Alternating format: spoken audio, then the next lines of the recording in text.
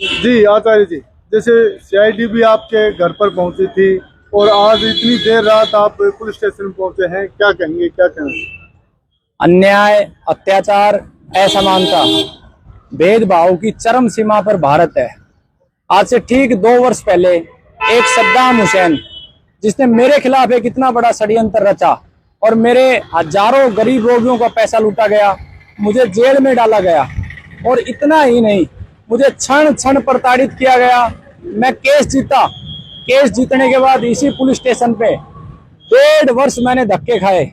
मैंने proper police को सारे एविडेंस दिए। जो सद्दाम हुसैन जिसके नाम सिम पोर्ट की गई, उस सद्दाम हुसैन की डिटेल, जिन लोगों के अकाउंटों में पैसा डाला गया, उन लोगों के अकाउंटों की डिटेल मैंने दी। और 1.5 साल तक हरिद्वार से हर सप्ताह 2 सप्ताह मुझे पुलिस बुलाती रही, प्रताड़ित करती रही। पुलिस के ये सवाल होते थे कि क्या पंडित जी आपने सेक्स किया था? 1 बार किया, 2 बार किया। मैं इस पूरे देशवासियों को एक बात कहना चाहता हूँ कि ये जो धारा है, ये जो बलात्कार की धारा है, ये इस भारत को खा जाएगी। 2.5 लाख महिलाएं इस व्यापार में शामिल हो चुकी है। पुरुषों को फंसाया जाता है और उनसे पैसे लूटे जाते हैं। मैं केस जीत चुका हूं, उसके बावजूद भी 2 वर्षों में 1 लाख बार मेरा मन किया कि मैं आत्महत्या कर लूं, लेकिन परमात्मा ने, बाबा जयराम दास ने शक्ति दी और साहस दिया कि मरना है तो बेटा भगत सिंह की तरह मर, मरना है तो चंद्रशेखर आजाद की तरह, मरना है तो राजीव दीक्षित जी की मरना है तो नेताजी सुभाष चंद्र बोस की तरह मर।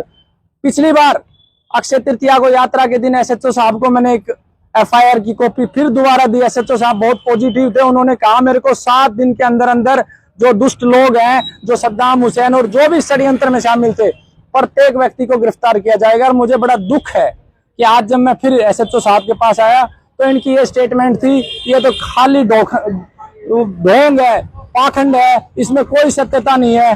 जबकि पुलिस विभाग को मैंने सारी सूचना दी थी।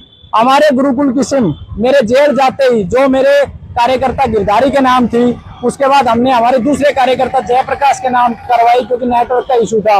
और जब मैं जैसे ही जेल में गया तो जो ये षड्यंत्र था पूरी मेडिकल लॉबी का, इस षड्यंत्र ने मेरे जिस सिम के माध्यम से मैं पूरे भारत के रोगियों से जुड़ता था, 93 500 69 450, उस सिम को पोर्ट किया गया, सद्दाम हुसैन के नाम पोर्ट किया गया। मैं पूरे देश के हिंदुओं से, सिखों से, जैनों से, बौद्धों से और मुस्लिम भाइयों से ये प्रार्थना करता हूं कि उस सद्दाम हुसैन के आप पक्ष में हो, जिसने करोड़ों रुपए उन गरीब कैंसर रोगियों के लूट लिए। उसकी वजह से मुझे जेल जाना हुआ, मेरी प्रताड़ना हुई। मैं सरकार से ये मांग कर चुका हूं पीछे ही कि मुझे अब भी डर है कि मेरे ऊपर कोई भी फर्जी बलात्कार का केस लगा सकता है, क्योंकि मैं सत्य के साथ खड़ा हूं। मैं ये चाहता हूं कि इस देश में कैंसर पे प्रतियोगिता हो, किस वैद्य ने कितने रोगी ठीक किए, डाटा सार्वजनिक किया जाए, क्योंकि लूट और झूठ चरम पे है। लेकिन इतना भी मैंने पुलिस को कहा था, प्रशासन को भी कहता हूं मैं ये बात कि ये झूठे आरोप कभी भी मेरे पे लगाए जा सकते हैं। आप उन दुष्टों को पकड़ो, क्योंकि ये कानून की धारा ऐसी है, कोई भी महिला ये कह देगी कि 2 साल पहले बलात्कार हुआ, मैं क्या कर लूंगा? क्या मैं 24 घंटे की सीसीटीवी फुटेज रखूं? तो ऐसा बुरा हाल है कि पुलिस स्टेशन में आज भी कोई कार्रवाई नहीं की गई, न एफआईआर की गई। मैं भारतीय जनता पार्टी का, मेरे पूर्वज, मेरे दादा आजाद हिंद सेना से लेके और अंत तक राष्ट्र के लिए लड़ते रहे। हम मराठा हैं, राष्ट्र के लिए हमारे पूर्वजों ने बलिदान दिया।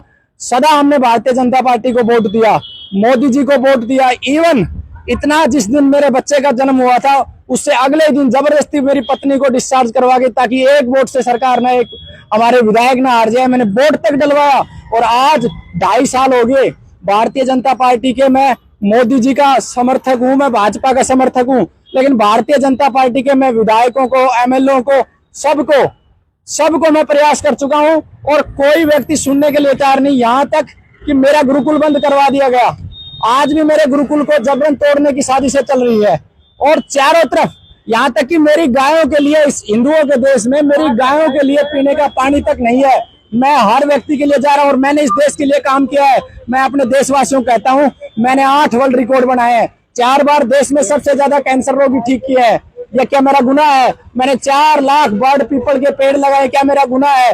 मैंने 4 करोड़ लोगों को निःशुल्क आयुर्वेद का ज्ञान दिया है। मैंने रोगियों को 1 रुपए में डॉक्टर बनाने का अभियान शुरू किया है, क्या ये मेरा गुनाह है? अगर मैंने कोई दोष किया है तो मुझे काट दिया जाए, मुझे कुत्तों से पड़वा दिया जाए, और अगर मैं दोषी नहीं हूं तो उस सद्दाम हुसैन को गिरफ्तार किया जाए, क्योंकि वो सद्दाम हुसैन कोई व्यक्ति नहीं है, कोई धर्म से उसका संबंध नहीं है, वो एक दुष्ट व्यक्ति है।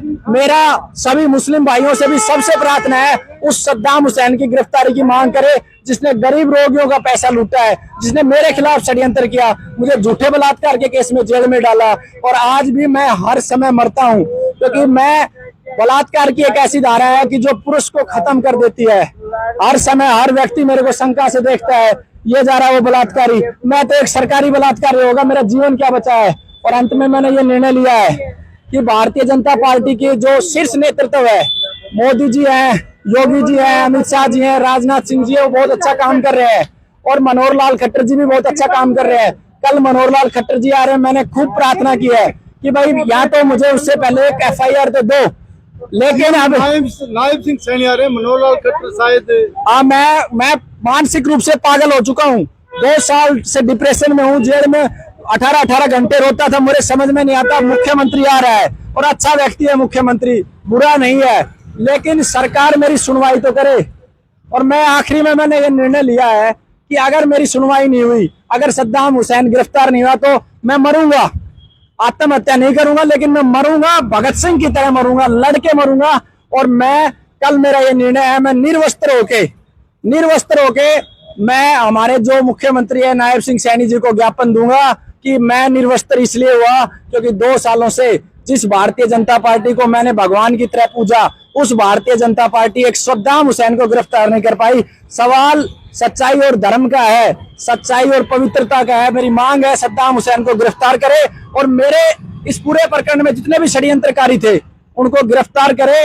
और आज बलात्कार की धारा में अधिकतर लोग निर्दोष फंसे हैं, इस धारा में भी परिवर्तन करे, नहीं तो ये इतना बड़ा बिजनेस हो जाएगा कि महिलाएं जो गलत है, महिला मेरी माँ भी है, बहन भी है, मैं उन सबको नमन करता हूँ, लेकिन जो पैसे के लिए अपने जमीर को बेच देती है, उनके ऊपर अंकुश नहीं लगा है तो बहुत बड़ा बिजनेस बन जाएगा।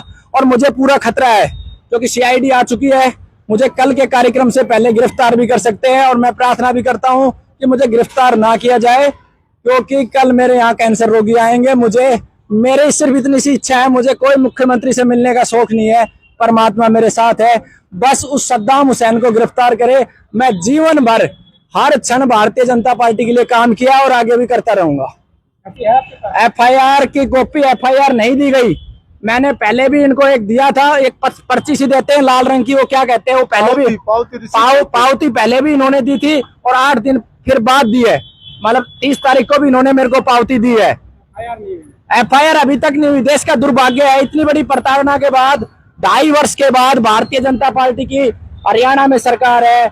पुलिस का क्या कहना है? पुलिस ये कह रही है कि आप एक एक्टिंग कर रहे हो, आप ड्रामा कर रहे हो, इस केस में कोई दम नहीं है। पॉजिटिव है, और मैं बस यही चाहता हूं कि FIR हो और दुष्टों की गिरफ्तारी हो।